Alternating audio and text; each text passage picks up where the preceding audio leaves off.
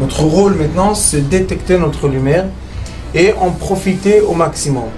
Et quand on a un plaisir ou un désir, la porte s'ouvre encore plus grand. Comprenez, c'est quoi la lumière?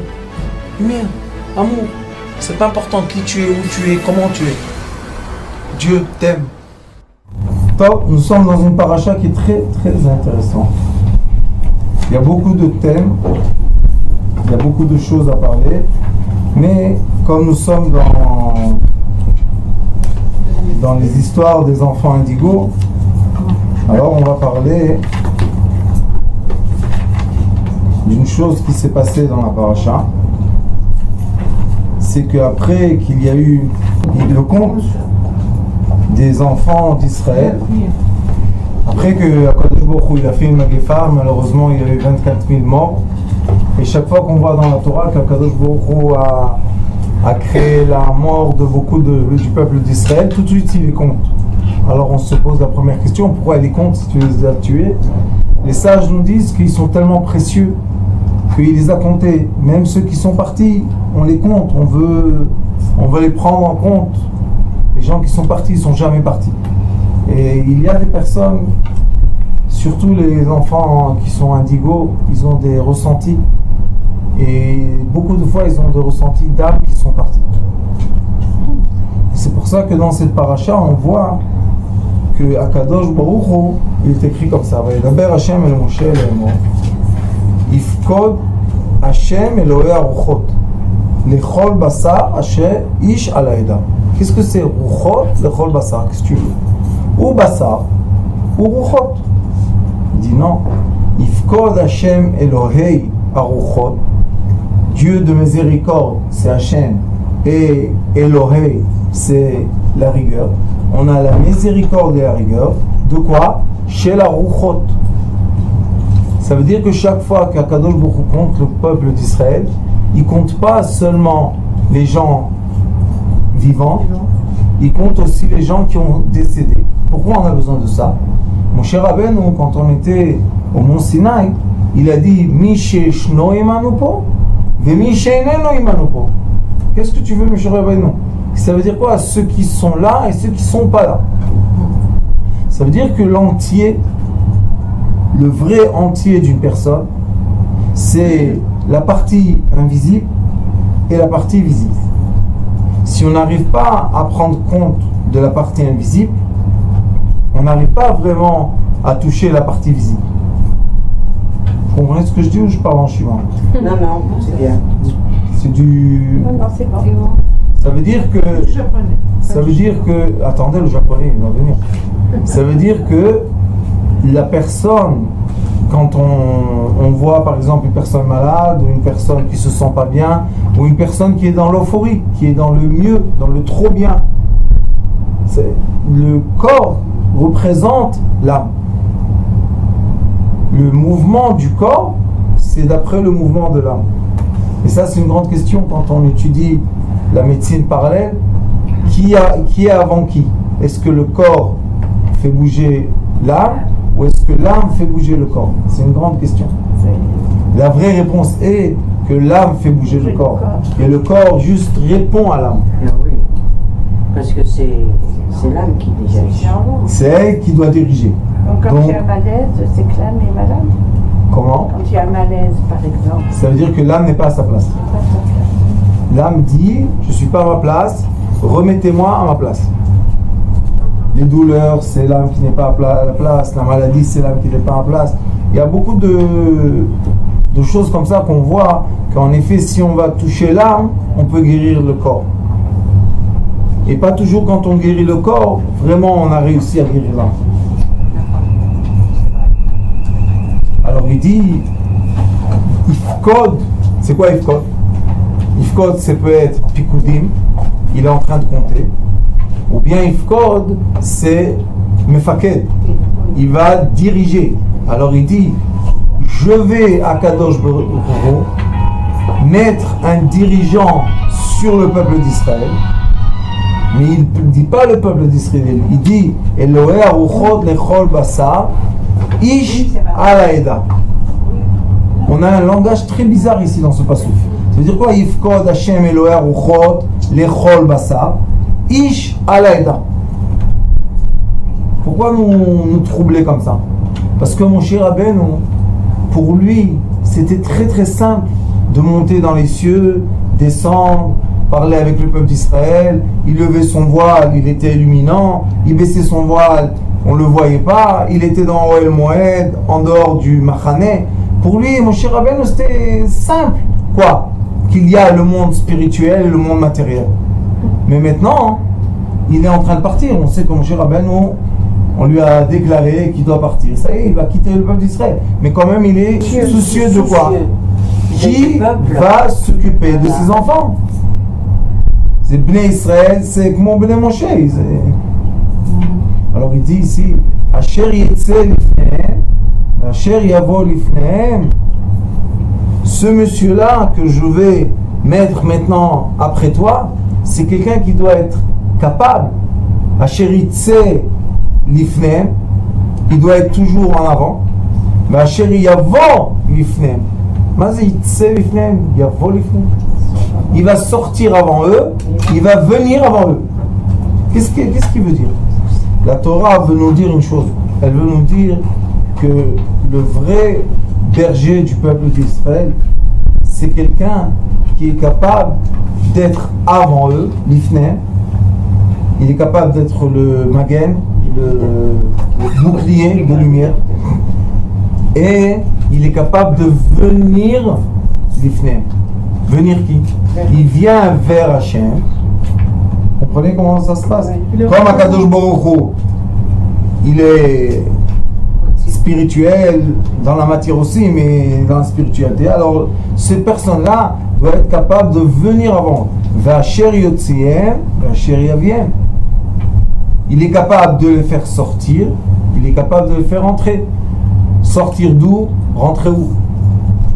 Tout ça, c'est quoi? Ce sont des attributs spirituels.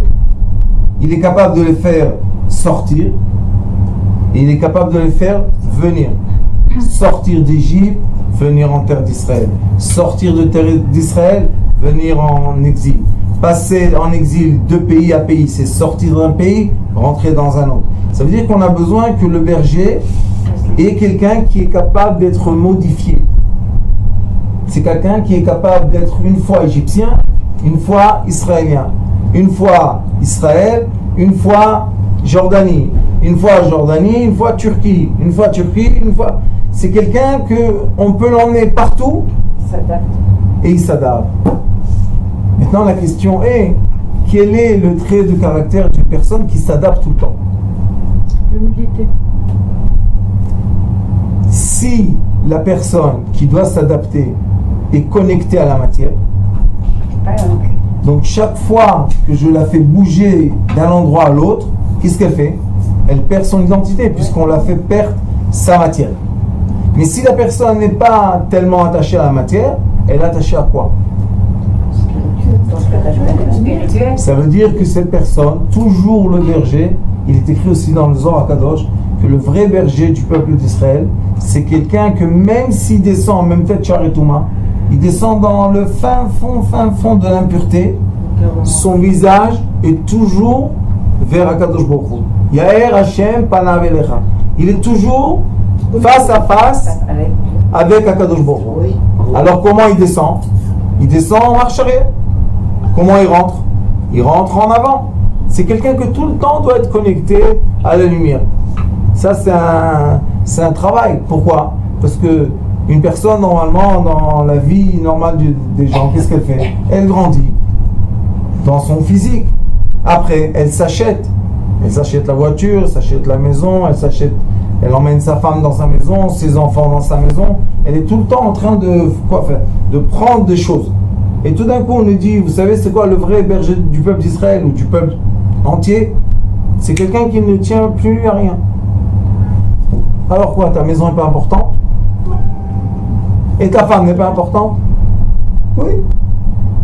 Et si elle veut partir? La porte ouverte. Hein? C'est fort ça. Oui, tes enfants, ils sont pas importants? Oui. S'ils veulent être côté de moi, c'est leur choix. S'ils veulent pas, la porte est ouverte. Qu'est-ce que tu as? Tu es relié à personne? Tu aimes personne? Qu'est-ce que tu as? j'aime le mieux. Vous savez pourquoi? Parce que ça s'appelle dans le Hari Akadosh être libre. Chofesh. C'est quoi Chofesh? Je fais ce qui est bien. Je ne suis pas attaché à des obligations qui me font du mal. De dépendre de personne. De dépendre. J'aime ma femme, mais je l'aime qu'elle veut être à côté de moi. Pas qu'elle est obligée d'être à côté de moi. Aujourd'hui, j'ai un couple. Ils étaient en train de parler de séparation et tout. Et la femme, elle pleure, elle pleure. J'ai dit, oui, mais pourquoi tu pleures? Après, j'ai dit, alors, qu'est-ce que tu crois? Tu vas lui faire la guerre, et tu vas emmener les avocats, et tu vas faire... C'est pas le premier mariage, c'est le troisième jour. Et tu vas lui... Mais elle s'est habituée, t'habites à côté de toi, avec toi, elle s'est habituée que tu la nourris. Qu'est-ce que tu vas faire? Tu vas la jeter dans la rue? Et qu'est-ce que tu penses? Qu'elle n'a pas peur de ça? Elle dit, mais on est dans un monde libre. Moi, j'aimais bien, elle a rien. C'est son problème, pourquoi c'est le mien? J'ai dit, tu as raison, mais presque. Elle t'a fait plaisir, elle t'a aimé, tu étais avec elle. Hein? Qu'est-ce qu'on fait avec tout ça? Elle dit, ben, qu'elle trouve un travail, elle se loue une petite maison. Attends, excusez-moi, mais qui a décidé de divorcer? C'est le mari ou c'est la femme? Quelle est l'importance? Non, mais en fait, un divorce, c'est à deux. C'est tous les deux, ils sont tous les deux d'accord pour divorcer. Mais si lui, il lui dit, va-t'en de la maison. Ça va faire en fait, c'est plus un divorce, c'est qu'il la rejette carrément. Donc c'est lui. Qu'est-ce qu'elle va faire? Vous avez entendu ce qu'elle a dit? Qu'est-ce qu'elle va faire? Non, c'est vrai que c'est... Vous savez qu'est-ce que je lui dis à la dame aujourd'hui? J'ai dit, si lui, il veut pas de toi, et ben toi, tu veux pas de lui non plus. Bah oui. Qu'est-ce qu'elle m'a dit? Elle m'a dit, mais comment je vais manger? Où je vais habiter? C'est pas grave, elle arrivera toujours à s'en sortir. Je lui ai dit, je lui dis exactement ça. Je lui ai dit, si tu es là par l'obligation d'une maison ou de l'argent, tu es pas là. pas d'amour. Elle arrivera toujours à s'en sortir. Alors lui, il te veut pas? C'est une coopération, c'est pas un mariage. Vous comprenez ça? Ça, c'est Akadosh Baruch Hu a dit au peuple d'Israël. Ouais. On est ensemble parce qu'on veut. On n'est pas ensemble parce qu'on est obligé. Et c'est pour ça qu'au temps de Mordechai, qui était à la deuxième exil, il est écrit Kiblu vekimu alem haYehudim. Le peuple d'Israël a reçu sur lui par amour la volonté divine. Mais le peuple d'Israël, il s'appelle comment? C'est la femme. On est comme la femme d'Akadosh Baruch Hu. Des fois on est les enfants, des fois on est la femme. Mais il y a des liens entre nous. Il y a des rapports. Donc il dit ici Velo tieh adat Hashem ketzon asher en lahem roeh. Sache, mon cher Rabbeinu, sachez que c'est un des discours les plus profonds qu'il y a dans la Torah. Les gens passent dessus vite parce que c'est un discours qui nous oblige beaucoup. Pourquoi? Parce que dit Akadosh Baruch Hu au berger qui nous a fait sortir du peuple d'Israël, sache, mes enfants ne seront jamais seuls. Ça veut dire quoi, mes enfants ne seront jamais seuls? C'est pour ça que dans notre Torah, il y a Gitin et il y a Kiddushin. Il y a comment se divorcer et comment se marier. Des fois, une femme, elle se divorce, elle se retrouve avec des enfants. Qu'est-ce qu'elle se dit? Oh, il va avoir mes enfants, qu'est-ce qui va se passer avec eux? Non, comment ils vont grandir? Qui va les aider? Elle est toute seule. Qu'est-ce qu'elles font? Akadosh Baruch Hu, il promet, ne t'inquiète pas, le berger viendra, il va s'occuper de tes enfants, c'est moi qui l'envoie. C'est pas toi, mon cher Rabbeinu, le berger. C'est moi qui t'a fait berger pour le peuple d'Israël. C'est un peu difficile. Après tout ce que mon cher Rabbeinu a subi dans sa vie, et encore maintenant à la fin de sa vie, on lui dit, écoute, on peut te remplacer. C'est pas agréable ça. Non. C'est très désagréable de dire à quelqu'un, on te remplace. Allez, quoi, maman, qu'est-ce qu'il y a? J'ai trouvé une maman spirituelle aux Indes. J'ai plus besoin de toi. Vous croyez que ça n'arrive pas? Ça arrive tous les jours des histoires comme ça. Il y a des sectes, il y a des gens qui prennent la tête des enfants. Qu'est-ce qu'on fait? Bien sûr. Moi je dis aux personnes, sachez une chose, tant que tu es dépendant d'une personne, tu es un esclave. Et Akadosh Baruch Hu ne veut pas d'esclaves. Qui sont les caractères qui ne peuvent pas être esclaves? Les indigos. Et regardez comment on parle d'eux d'ici. Vayomer Hashem el Moshe. Akadosh Baruch Hu parle avec Moshe Rabbeinu. Kach lecha et Yoshua bin Nun. Prends-toi Yoshua Binoun. C'est écrit Yoshua Binoun. Nar lo mashmin haoel. C'est celui qui a arrangé les choses, celui qui est aidé Moshe Rabbeinu. C'était son assistant, son élève. Il dit Ish asher ruach bo. Vous vous rappelez qu'il a écrit Elohei aruchot lechol basar. Il lui dit, tu sais, Yoshua Binoun, il a l'esprit interne. Comment ça, Moshe Rabbeinu nous dit, et moi, j'avais pas l'esprit interne, qu'est-ce que tu veux? Yoshua Binoun, c'est celui que tu vas prendre et tu vas lui donner tout ce que tu as à l'intérieur de toi. Tout ton souffle, il doit aspirer. Pourquoi? Parce que Yoshua Binoun, ton élève, va être le deuxième dirigeant du peuple d'Israël. C'est facile ou c'est difficile? C'est difficile. Alors le Talmud nous donne une réponse. Les Olam, jamais l'entraîneur ou le professeur est jaloux de son élève. Et jamais le père de son fils. Et au contraire, ils veulent qu'il soit mieux qu'eux.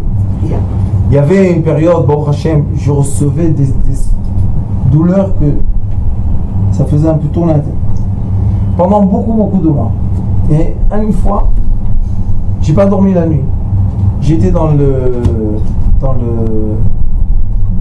la cuisine. J'ai pris un grand couteau comme ça. Je commençais à crier faire comme ça autour de moi.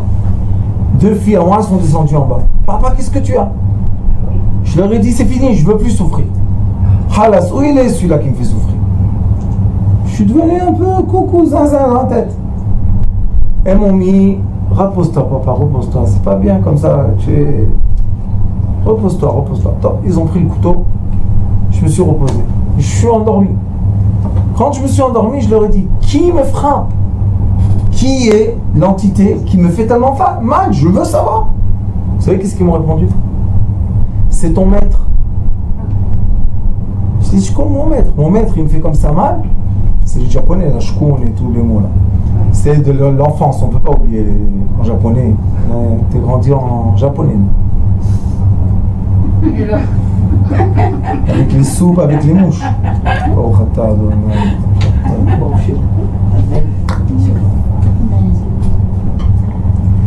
Heureusement que je me dégoûtais quand j'étais petit. Imaginez-vous, je grandais avec les mouches. Alors j'ai dit, c'est qui? Pourquoi elle me fait ça? Dans les restaurants japonais, maman, il y avait des mouches. Alors il dit, pourquoi? Qui me fait ça? Ils m'ont dit, c'est ton maître. Je leur ai dit, pourquoi mon maître me frappe tellement fort? Ils m'ont dit, parce que si tu veux être après lui, aussi un maître, tu dois être à la hauteur de la force des coups. Tu dois être à la hauteur de la souffrance, pas à la hauteur du plaisir. Le plaisir, c'est trop facile. Une fois, le Baal Shem Tov HaKadosh, un élève à lui, est devenu Rav dans un petit village. Qu'est-ce que c'était avant le Rav? Il y avait la synagogue, la chaise. Il avait sa chaise en bois, c'était le Rav. Il est venu Baal Shem Tov. Il lui a dit, est-ce que tu es prêt à t'asseoir dans la chaise de Kavod? Oui. Est-ce que tu es prêt à donner les cours? Oui. Est-ce que tu es prêt de recevoir le kavod? Oui. Il a dit, est-ce que tu es prêt de souffrir leur souffrance? Il a dit non. Alors il a dit, Baal Shem Tov, tu n'es pas apte d'être un rab? Il dit pourquoi? Il dit parce qu'il écrit dans le pasuk, Vayet Shir Molisbol, tu dois prendre sur toi. Maintenant, c'est quoi une souffrance, vous savez? La souffrance, c'est la polarité négative. Le ségol, les enfants ségol, les indigos, ils sont tout le temps avec la tête en haut. Et ceux qui ne sont pas indigos, ils sont toujours avec la tête en bas. Alors c'est quoi de la souffrance? C'est de remonter ceux qui sont avec la tête en bas, la tête en haut. Mais qu'est-ce que ça fait? Ça fait que toi tu tournes. Est-ce que tu es prêt d'être en bas quand eux ils sont en haut? Ah Rabani, ça s'appelle Vana Forou. C'est quoi Vana Forou? Que je suis prêt à quoi? À tourner les polarités. Si tu vois quelqu'un qui souffre, fais-le rire, fais-le rigoler. Et si toi tu vas descendre en bas, je suis prêt à descendre en bas. Les enfants, c'est Milachon de Mesougal. Mesougal, bêta, c'est Golta. Il y a beaucoup de ça, c'est Golta, Mesougal. Bien sûr qu'ils sont capables. C'est les plus beaux guerriers du monde. Vous savez qu'est-ce qu'on a fait maintenant, Baruch Hashem? On a fait le premier. Comment ça s'appelle? Pas un cadre. Non. Comme une voiture, mais qu'on met derrière. Un petit chariot. Le premier chariot de la forêt. Là-bas, dans la forêt, il y a beaucoup de ségoles. Des gens forts. Pourquoi? Parce qu'ils résistent. Ils résistent le monde qui les rejette. Et malgré que le monde les rejette, ils sont là, ils n'ont pas été en prison, ils n'ont pas été dans les asiles de fous. Ils sont là, ils sont forts. Tout le temps, quand je les vois, je leur dis, vous me renforcez, vous. Ils me disent, pourquoi non? Je dis, parce que être jeté de partout et être fort, résistant, ça veut dire que vous avez la tête en haut. C'est gol. Et non pas ceux qu'on le dit, ah, ils tombent par terre. Ça, c'est la tête en bas. C'est pas comme ça. Alors il dit, Asher Ruach Bo, il a dans lui l'esprit, Vesamarta et Yadecha alav. Et tu dois mettre tes mains sur sa tête, et maintenant tu dois lui donner ton esprit. Vous comprenez qu'est-ce qui se passe? Yoshua ben Nun, c'est pas Moshe Rabbeinu. Et Yoshua ben Nun n'a pas été Moshe Rabbeinu jusqu'au moment que Moshe Rabbeinu doit partir. Mais Moshe Rabbeinu doit partir du monde s'il n'a pas transmis. Il n'a pas bien fait sa mission. Vous imaginez un peu, Moshe Rabbeinu 120 ans.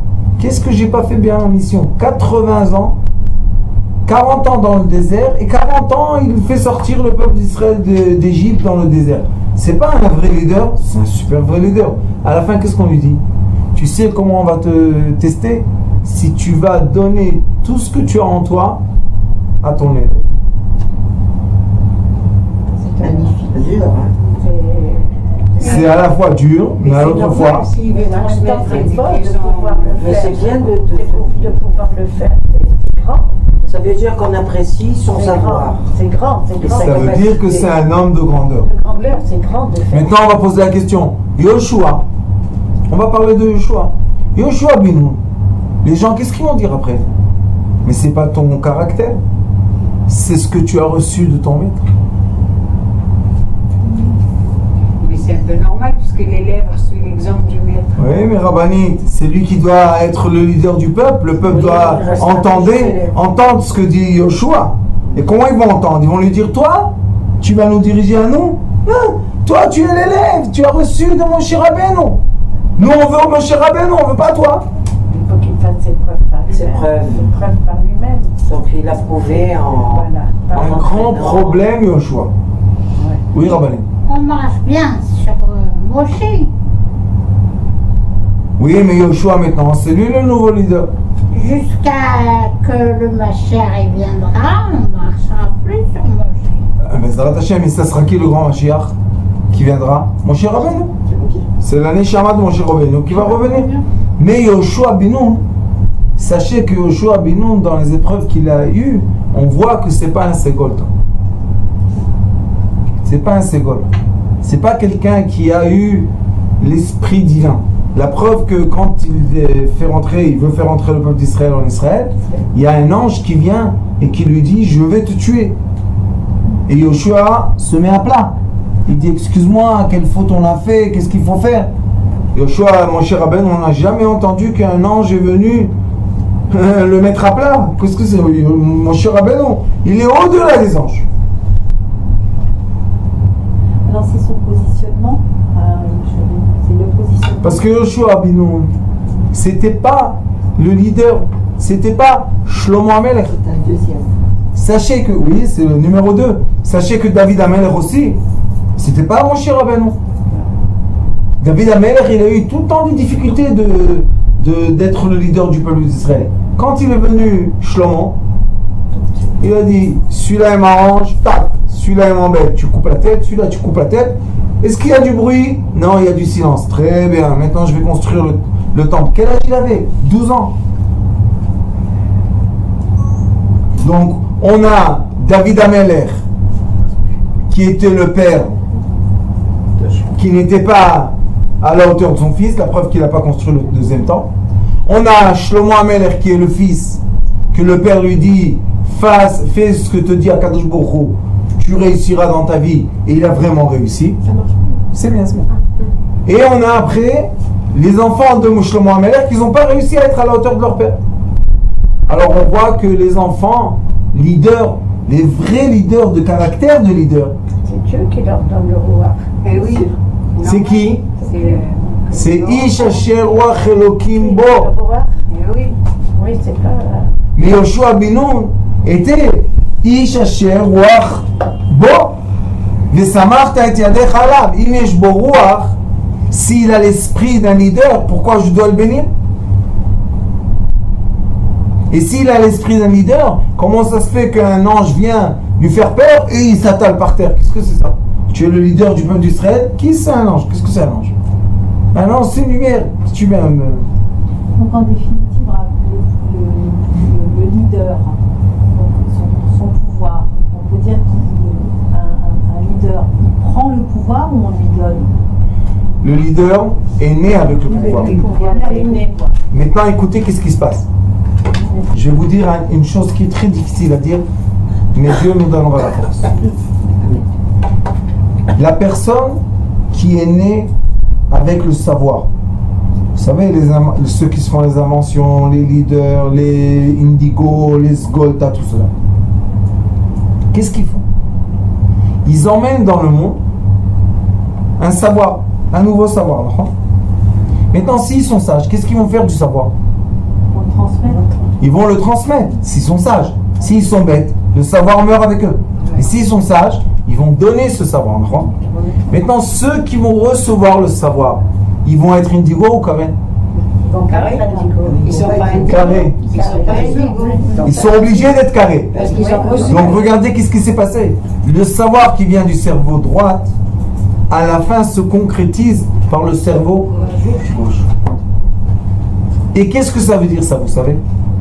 Cette histoire de Moshe Rabbeinu et Yoshua ben Nun, c'est un enseignement pour nous. De quoi? Une mère, elle va faire naître deux fils. Elle peut en avoir 8, mais il y en a 2 qui vont faire quoi? L'extrême polaire. Ma mère, elle dit, j'ai les 4 coins du monde. Maintenant, l'extrême polaire, c'est quoi? C'est un enfant qui va être très sud, pôle sud, et un enfant qui va être très pôle nord. Maintenant, je vous pose une question. Est-ce qu'on doit les mettre ensemble? Oui, pourquoi pas? Oui. Ça dépend. Parce que ça va détruire la sphère. Chacun va être détruit par l'autre aussi. Peut être détruit. Un peut prendre une Mais on ne peut pas les position mettre parce que de on toute peut pas façon les ils mettre. s'éloignent. Il y a des Si conflits. tu prends 2 aimants, Exactement. l'aimant sud et l'aimant nord, tu ne peux pas les rapprocher, Voilà. ça sera. Sauf si tu tournes un aimant. Oui, d'accord. Il y en a un Mais qui si tu l'as cède. tourné, il n'est plus dans la polarité. Donc il n'y a plus une sphère. Il cède. Il y en a un qui cède. Vous comprenez ça? C'est tellement important. C'est pas important ça. C'est tellement important de comprendre ça. Et la vérité de la création est quoi? Que chacun de parents qui vont faire naître des enfants, ils vont faire naître quoi? Des vraies sphères polaires. Ça veut dire que les enfants ne seront pas les mêmes. Moi je dis une chose, respect. Est-ce que c'est valable pour Jacob et... Yaakov et Esav, Yitzhak et Ishmaël, Avraham et Haran, il y avait tous ils sont polaires. Même le premier homme, il y avait l'homme mâle, mauvais. C'était l'homme, c'était le même. C'était son miroir. Ici, on voit aussi qu'il y a 2 polarités. Il y a Moshe Rabbeinu qui est né, la lumière dans la maison était née. Et Yoshua ben Nun, si vous regardez un peu dans le Midrashim, pourquoi il est né? Pas une bonne raison comme Moshe Rabbeinu. Et lui, il était le pôle inverse. Maintenant, Moshe Rabbeinu doit donner sa force pour que lui, il se retourne et lui, il devient le maître. Et Moshe Rabbeinu rentre dans la terre. Ce maître-là, après lui, il n'y avait plus de maître. Ensuite, il n'aura pas de prophète pour Moshe. Non, après Yoshua ben Nun, il n'y avait plus de maître. Il y a plus, non, parce que ça c'était Parce qu'il y avait les Chachamim, il y avait Yoshua. Les Yoshua l'Envim, je crois. L'Envim, les... Anaïm.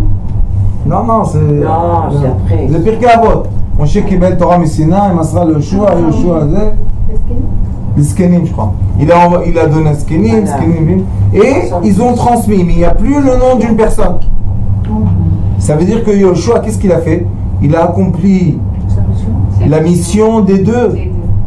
Il a transformé un peuple qui était de rien du tout à un peuple. Mon cher Rabbeinu, c'est ce qu'il a fait. Et maintenant, Yoshua, qu'est-ce qu'il a fait? Il les a mis dans les règles carrées.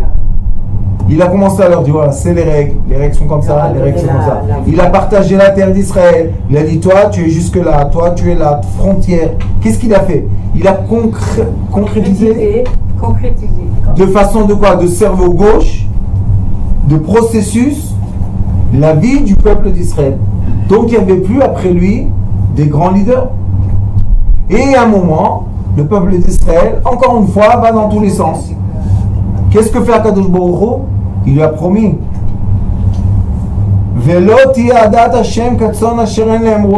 Quand le peuple d'Israël va commencer à s'éparpiller, il va venir à un berger, il va les réunir encore.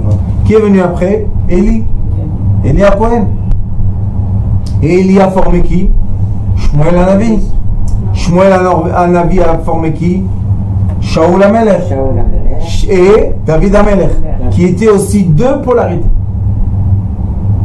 David HaMelech a fait naître son fils Shlomo, mais au moment de Shlomo HaMelech, il s'appelle Shlomo Shalom. Il y avait la paix. Dans tout le pays, il y avait la paix, chacun savait ce qu'il devait faire, parce que c'était un indigo. Lui, il tenait le peuple entier dans sa tête. Alors des fois, on se pose une question. Pourquoi, quand on sait qu'il y a un nouveau président, comme celui qui vient d'être en France, Macron, quand on entend juste le mot, on dit « Ah, il y a de l'espoir ». Quel espoir? Et qu'est-ce qui a changé? Rien. Les vaches ont grandi, le blé a donné de plus. Alors pourquoi les gens disent « L'économie commence à se réveiller en France ». Bravo Macron, qu'est-ce qu'il a fait? C'est la façon dont il parle. Il a été. Vous comprenez qu'est-ce qu'il fait? Napoléon, qu'est-ce qu'il a fait? Voilà. Toute la journée, on le dessinait, il était... Hein? Qu'est-ce qu'il a fait? Il a pris l'épée pour tuer les gens. Et il a dit aux gens, mourrez pour moi, mourrez pour moi, mourrez pour moi. Et les gens, ils ont accepté et la France a grandi. Mais en vérité, qu'est-ce qu'il faisait toute la journée? Il était habillé, à la fin, ils l'ont mis en exil. Mais lui, c'était un vrai leader. Il a réussi à former la France. Jusqu'aujourd'hui, ça marche ce qu'il a formé. Les écoles, l'éducation, le code civil, les noms, les prénoms. Même les synagogues. Oui, c'est lui qui a fait ça. Donc Donc on voit qu'il y a eu un grand leader, et le grand leader a disparu. Et après vient un moment que le peuple commence à se disperser. Il se disperse de quoi? C'était la tête. Et après, il n'y a plus la tête. Qu'est-ce qui se disperse? les membres. C'est quoi les membres? C'est la foi, c'est La polarité du peuple. Un devient comme ça, l'autre va à droite, l'autre va en haut, l'autre va en bas. Et on voit que le peuple commence à se dilater. Quand il se disperse, il est fort ou faible? Faible. Qu'est-ce qui fait le roi du monde? Il leur emmène un leader. Qu'est-ce qui fait le leader? Il rassemble tout le monde à redevenir une famille ou un groupe. Vous comprenez? Donc on voit que on a dans le processus de... Comment je vais vous dire ça? Il y a un processus qui est formaté d'en haut pour transformer ou pour transférer la lumière divine. Comme tout le monde n'arrive pas à recevoir la lumière divine, on donne à un leader, un indigo, on lui donne la connexion divine, et dès qu'il est connecté, maintenant qu'est-ce qu'il fait? Il va transmettre de quelle façon? Pas indigo. Parce que s'il va transmettre comme des indigos, les gens ne vont pas comprendre. Alors qu'est-ce qu'il fait? Il prend autour de lui des gens carrés et il dit aux gens carrés, voilà, ça c'est le savoir, écrivez-le. Moi, les livres qu'on a sortis, Baruch Hashem, cette année, seulement 30 livres. Un an et quelques, 30 livres presque, j'en ai écrit. Quand je lis les livres, je suis pas d'accord. Je suis pas d'accord. Pourquoi? C'est pas le langage indigo, c'est le langage du côté gauche. Mais je leur dis, mais seulement sur ce langage, vous pouvez transmettre et transmettre et transmettre et transmettre. Quand c'est trop haut, les gens ne comprennent pas. C'est pas que c'est haut, c'est détaché. Détaché. C'est pas le même système. La langue est à l'envers. Mais celui qui est le vrai, qui veut faire vraiment du bien aux autres, qu'est-ce qu'il dit? Transmettez. Moi j'ai demandé dans mes livres d'effacer mon nom. Je veux plus, il n'y a pas mon nom là-bas. Mon tirage, pourquoi? Je leur dis, ça doit continuer des générations. Qu'est-ce qu'on a besoin de mon nom? Il y avait, il y a quelques années, un monsieur. Qu'est-ce qu'on s'en fout de lui? Parce que chaque fois qu'on le cite, on le fait du bien quand il est parti. Rabani, t'en as pas besoin. Pas qu'il est présent. Il est bien. Et qu'est-ce qu'Akadosh Baruch Hu, il sait pas quand on récite la Torah de quelqu'un à qui ça appartient. Akadosh Baruch Hu seul sait à qui ça appartient. Et des fois, shalom, shalom. Et des fois, il y a des gens qui essaient de voler le savoir. On peut voler du savoir. Mais dans ce monde terrestre, si on fait de l'idolâtrie, on perd le nord. La raison dans laquelle Akadosh Baruch Hu a donné la sagesse, on voit dans la paracha, c'est pas pour que Moshe devienne une statue et tout le peuple d'Israël soit autour de la montagne de Moshe et s'incline devant. Non, il lui a dit, toi, ce qui t'a fait leader, c'est l'esprit que tu avais en toi. Cet esprit-là, tu vas le transmettre. Et l'esprit, vous savez, c'est quoi? C'est la sagesse. Comment on transmet la sagesse? On permet à l'élève d'être mieux que maître. Ici, quand ils disent tu vas le mettre devant le prêtre, et devant tous les sages. Tous les peuples, non? Non, la Aïda, c'était les sages. Tu vas pas seulement en cachette lui donner ton esprit, mais tu vas montrer à toute l'assemblée, à toute l'assemblée que tu l'as nommé le nouveau leader. Pourquoi on a besoin de ça? Parce que tout le monde doit savoir que l'esprit divin a été transmis. Et on a vu en France beaucoup d'années qu'il y a eu des présidents, on n'a pas ressenti que c'est des grands leaders qui veulent faire quelque chose de bien pour la France. Mais ce petit jeune monsieur, il est petit de taille et jeune. En un an, il est devenu président. Vous savez, le dernier défilé du 14 juillet, Oui. il y a une dame qui m'a appelé, une élève à moi qui est en France, elle m'a dit, Rav, c'était exceptionnel. Je lui ai dit, qu'est-ce qu'il y a eu d'exceptionnel? Tous les 14 juillet, on voit le défilé de l'armée française. Il m'a dit, non, cette année, il y avait quelque chose dans le défilé qu'il n'y avait pas les années précédentes. Qu'est-ce qu'il y avait? Le tank n'a pas changé, les avions n'ont pas changé, les militaires n'ont pas changé. Il faisait beau, il pleuvait pas. Vous savez qu'est-ce qui a changé? Celui qui était à la tête de ça.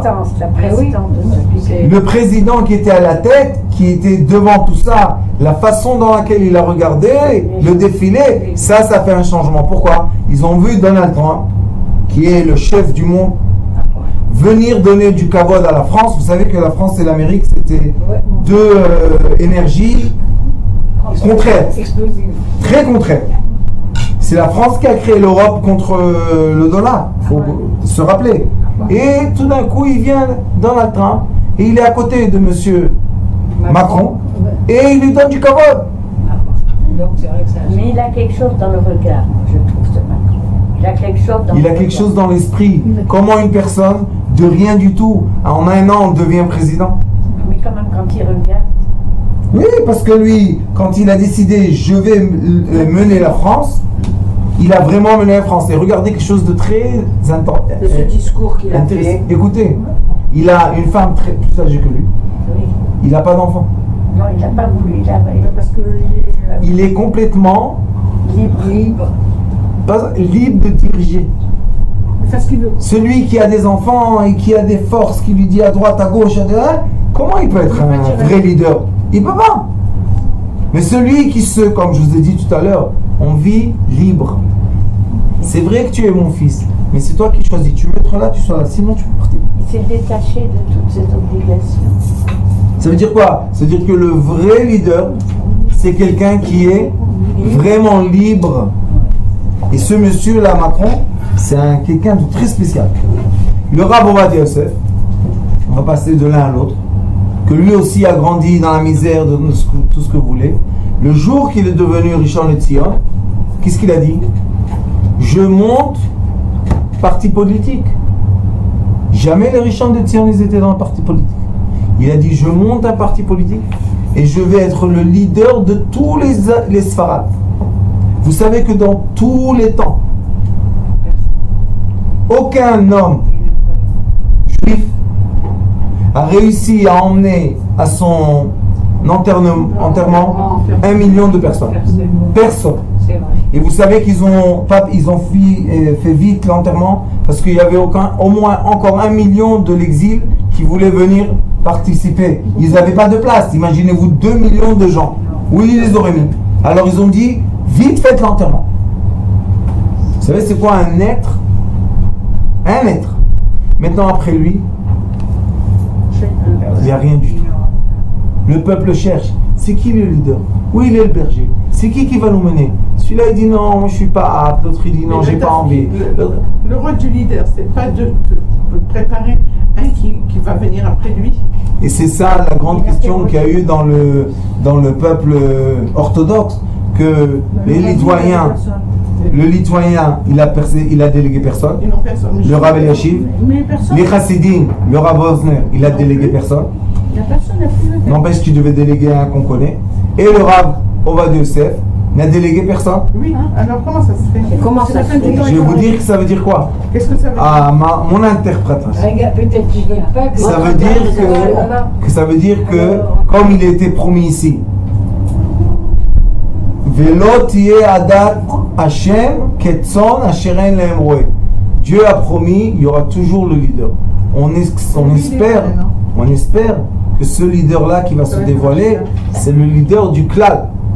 C'est quelqu'un qui peut regrouper pas seulement les Lituaniens, les Chassidim et les Sfarad. Il va pouvoir réunir tous les peuples du monde autour de lui. Il y en a qui disent que c'est Donald Trump.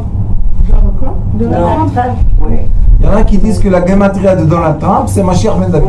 Ouais. On l'a lu quand tu l'as écrit. Moi je peux faire pipi, hein. On est tous pour Bibi. Non, je trouve ça Bibi, ma chère. Ah, lui-même, ma chère, parle avec lui, envoie-lui un like. Moi, j'ai dit à quelqu'un, fais Facebook, Bibi Netanyahu, Melech Israël. Tu vas recevoir au moins 1 million de likes. Je rigole pas. Les gens, ils comprennent pas c'est quoi un leader. Regardez Bibi Netanyahu, 20 ans. 20 ans qu'ils le poursuivent. Il est poursuivi, le pauvre, 20 ans. Oui, mais 20 ans poursuivi. Et qu'est-ce qu'il a fait avec... Rabbanit, et qu'est-ce qu'il a fait avec la terre d'Israël? Qu'est-ce qu'il a fait avec le peuple d'Israël? Qu'est-ce qu'il a fait avec l'économie? Qu'est-ce qu'il a fait avec les routes? Avec tout. Les gens, ils pensent que moi, je suis Bibi Netanyahu. Moi, je vote rien du tout, je ne suis pas politique. Mais il faut reconnaître la force d'une personne. La valeur. Exactement. On ne peut pas cracher sur quelqu'un qui fait du bien. Moi, je ne suis pas politique. Vous savez, je rien dans la politique, je ne veux même pas entendre. C'est un homme de grande valeur. Mais c'est des hommes très forts. Donc, si on a dans la génération des gens forts, il faut leur donner la force.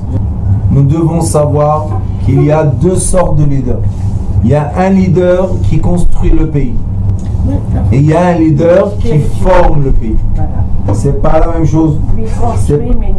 Il forme, bien sûr qu'il forme. Bibi, Rabbanit, l'éducation, l'armée, les routes, regardez les routes, juste les routes, regardez les immeubles. Il met de l'ordre, de l'ordre, de l'ordre, de l'ordre, de l'ordre, de l'ordre. Pourquoi? Puisque nous, on puisse vivre une vie de meilleure qualité. Vous savez qu'Israël, malheureusement ou heureusement, chacun va décider ce qu'il veut, c'est devenu un des pays les plus chers à vivre. Il y a des gens pauvres qui n'ont plus de quoi vivre. Oui, mais ça aussi, maman, sache qu'il y a tellement d'associations de manger. Et il y a des associations de logement. Et il y a tout pour les pauvres aussi. Mais c'est vrai que c'est devenu un pays très cher. Alors il a dit ici, Venatata mehotcha alav leman ishmeu kol adat bene Israël. Après qu'on nomme quelqu'un d'un leader, on doit le nommer entre les sages. Et après le sage, tout le monde sort avec lui et on le présente au peuple. C'est la façon dans laquelle les gens qui sont indigos doivent déléguer la lumière dans le monde qui n'est pas indigo. Le monde n'est pas fait pour être indigo. Les indigos, c'est seulement les tuyaux qui font rentrer dans le monde un nouveau savoir. Alors vous voyez dans la paracha, Pinchas, qu'est-ce qu'il a fait Pinchas? C'était un indigo extrême celui-là. Il a dit quoi les sages? Vous ne savez pas la réponse? Non, ben, moi je vais vous la dire. On dit que grâce à lui, ça s'est arrêté la magéfa. Oui, mais quand même, vous voyez qu'il a fait un acte qui n'était pas tellement apprécié par tout le monde. Les gens ils disent, qu'est-ce que tu tues un nasi? Vous savez quoi un nasi?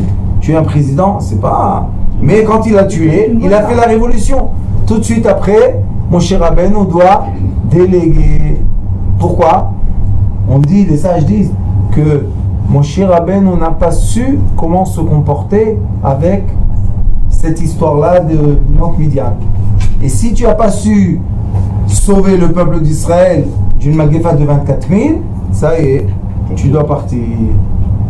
Et savoir partir, Il faut du courage pour ça. c'est pas facile. Alors ceux qui ne savent pas partir, venez en Eretz Israël, vous allez avoir ici beaucoup d'épreuves et vous allez...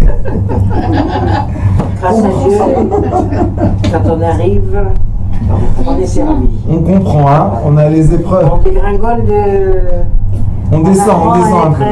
Humble. Pourquoi elle s'appelle Knan? Eretz Knan. On dit Kana. On oublie toute la Touma. Apprendre l'humilité, apprendre l'humilité. Ah, quand un juif il vous dit ton pays il est beau, comment on peut répondre? C'est ton pays à toi aussi puisque tu es juif. C'est le pays C'est de le tout le pays monde. des juifs. C'est le pays de tout le monde, Ramali. Il écrit que quand le Mashiach viendra, bientôt, Bezrat Hashem, Amen. Amen. toute la terre du monde deviendra la terre d'Israël. Ouais. Vous savez ça? C'est vrai. Donc tout le monde est en terre d'Israël tout le temps. Ouais. Même les goïms. Ouais. Baruch Adonai Leolam. Amen. Amen. Ve Amen.